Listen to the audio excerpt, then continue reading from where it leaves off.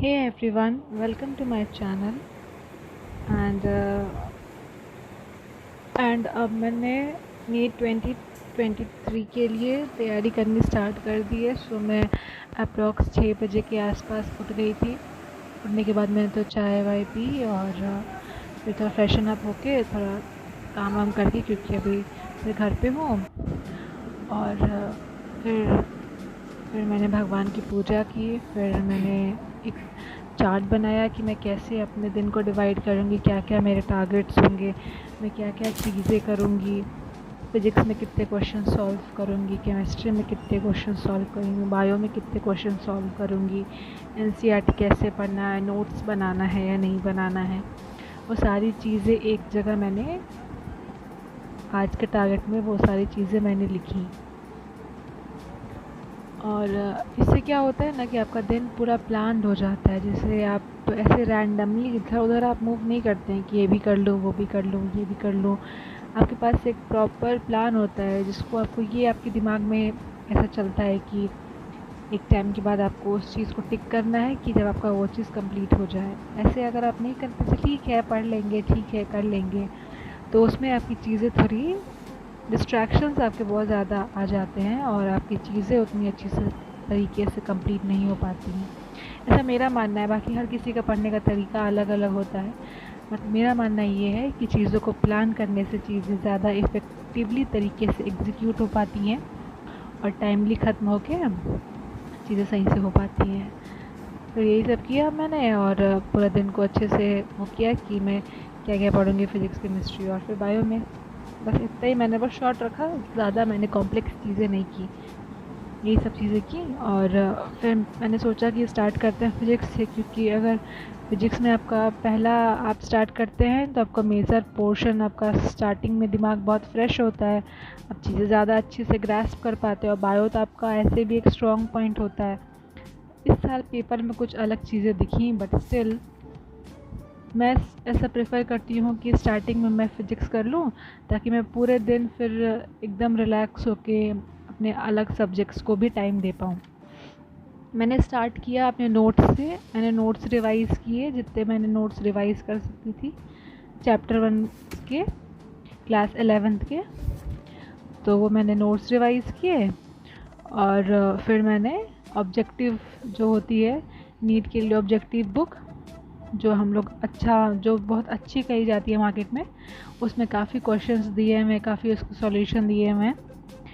और ये जो बुक है ये है डीसी पांडे नीट के लिए।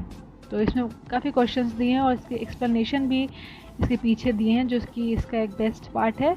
और बुक्स में उतने अच्छे एक्सप्लेनेशन नहीं दिए, बाकी जो भी मॉड्यूल्स वगैरह हैं तो मैं ज़्यादा प्रेफर नहीं करती। मेरे लिए ये ज़्यादा सही है कि आपको ह्यूज क्वेश्चंस भी मिल जाते हैं, ह्यूज नंबर ऑफ़ क्वेश्चंस भी, और उनके सॉल्यूशन भी मिल जाते हैं। फिर मैंने सोचा चलो ये सब चीज़ें हो गई, एक बार एनसीईआरटी भी एक बार देख लेते हैं, क्योंकि जब आप एक अच्छा कॉन्सेप्ट मतलब गेन कर लेते हो फिर आपको एनसीईआरटी पढ़ने में भी कोई ख़ास प्रॉब्लम होती नहीं है। मैंने फिर एनसीईआरटी भी रीड किया ऊपर ऊपर से, एक बार ही मैंने पूरा किया रीड, मुझे पूरा सब कुछ समझ में आ गया। तो मेरा आज का काम कंप्लीट हो गया। जब आप नोट्स पढ़ लेते हो तो आपका बेसिक कॉन्सेप्ट्स क्लियर हो जाता है, क्वेश्चन प्रैक्टिस कर लेते हो, आपका हाथ बैठ जाता है उसमें। फिर उसके बाद आप एनसीईआरटी को एक बार थोरो रीडिंग कर लेते हो ना, तो आपको एक कॉन्फिडेंस फील होता है कि आज का मैंने इस चैप्टर का, इस टॉपिक का सारी चीज़ें को कवर कर लिया अच्छे से। तो आपके लिए एक बहुत बहुत सही चीज़ हो जाती है कि आप रिलैक्स होके फिर आप पूरा दिन आपको जो पढ़ना है आप वो करो। देखो ज़्यादा चीज़ें नहीं पढ़नी होती, मुझे ऐसा लगता है कि बस जो भी पढ़ो ना वही ठीक से पढ़ो। फिर मैंने केमिस्ट्री का जैसे मैंने शेड्यूल किया था कि मैं केमिस्ट्री के कुछ क्वेश्चन सॉल्व करूँगी, फिर मैंने केमिस्ट्री के उठाए, केमिस्ट्री के मैंने क्वेश्चन सॉल्व किए। वही सेम पब्लिकेशन के, अरिहंत पब्लिकेशन के, उसके भी मतलब नीट के बुक आते हैं ऑब्जेक्टिव टाइप, उसमें भी काफ़ी क्वेश्चंस होते हैं, उसके एक्सप्लेनेशन भी दिए होते हैं पीछे, जो कि बेस्ट पार्ट है। लाइक मॉड्यूल्स में ऐसा नहीं होता है, तो मैं प्रेफर नहीं करती हूँ कि क्वेश्चंस तो है बट उसके आपके पास सॉल्यूशन नहीं है, तो आप कहाँ जाओगे, किससे पूछोगे अगर आप सेल्फ स्टडी कर रहे हो। और चूँकि मैं एक पार्शियल ड्रॉपर हूँ तो आप समझ ही सकते हो।